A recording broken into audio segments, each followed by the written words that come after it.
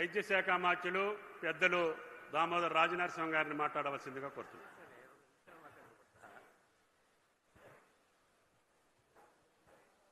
సభా అధ్యక్షులు పెద్దలు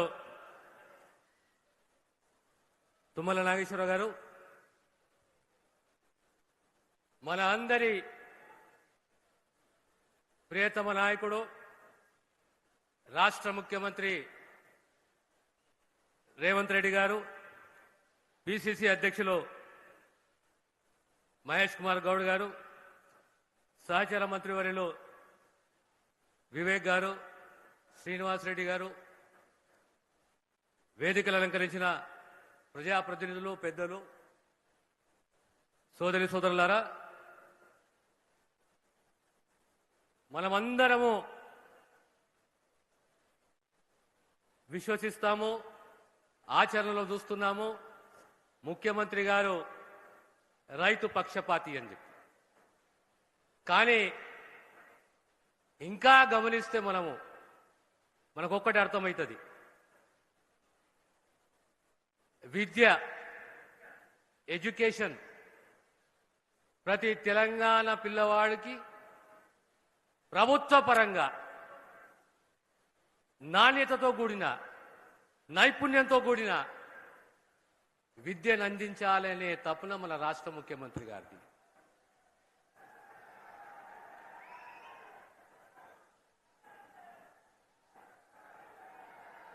కాంగ్రెస్ పార్టీ ఎప్పుడో సామాజిక న్యాయము, మహిళా సాధికారత, విద్య, పేదవానికి ప్రమాణాలతోటి నైపుణ్యంతో కూడిన విద్య, పేదవాని యొక్క ఆరోగ్య రక్షణ భద్రత ప్రభుత్వాన్ని మాది అని చెప్పి, అదే రకంగా సామాజిక భద్రతని సంపూర్ణంగా విశ్వసించేది, ఆచరణలో తీసుకొచ్చి నడిపించేది కాంగ్రెస్ ప్రభుత్వం, రేవంత్ రెడ్డి గారి ప్రభుత్వం. ఈరోజు మన ప్రాంతంలో ఈ ఫ్యాక్టరీ రావడము, పంట మార్పిడి, తెలంగాణలో పంట మార్పిడి చాలా అవసరము. ఈరోజు 2 సంవత్సరాల పైచిలకు సుమారు 1,10,000 కోట్ల రూపాయలు రైతులపైన వెచ్చించిన చరిత్ర రేవంత్ రెడ్డి గారిది, కాంగ్రెస్ ప్రభుత్వాన్ని.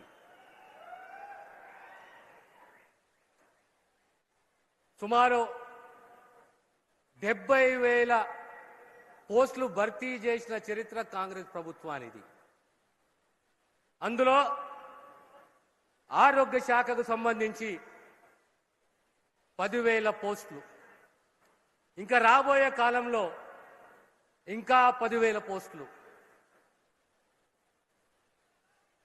చట్టాలు, చారిత్రక చట్టాలు తీసుకొచ్చిన చరిత్ర కాంగ్రెస్ది.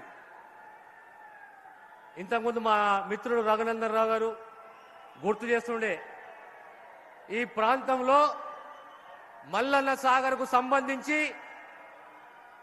14 గ్రామాలు, 3 సంవత్సరాల పోరాటము, ప్రతి కుటుంబాన్ని ఆదుకున్నది,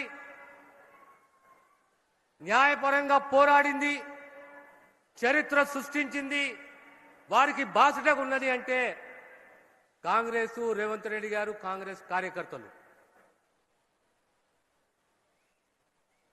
ఈరోజు ఈ ప్రాంతం మీద ప్రీతితోటి సమస్యలు ఎన్ని ఉన్నా పరిష్కరించే దిశగా మా ప్రభుత్వము, రాష్ట్ర ముఖ్యమంత్రి గారు ఉన్నారు. కనుక మీ అందరి సహకారంతో వ్యవసాయమే కానీ, విద్యనే కానీ, వైద్యమే కానీ, సంక్షేమమే కానీ, చేయూతనే కానీ, ఇవన్నిటి కూడా కాంగ్రెస్ ప్రభుత్వము, పార్టీ, రాష్ట్ర ముఖ్యమంత్రి రేవంత్ రెడ్డి గారు కట్టుబడిన విషయాన్ని తెలియజేస్తూ సెలవు తీసుకుంటారు. ఈరోజు ఈ పవిత్ర వేదిక మీద నుంచి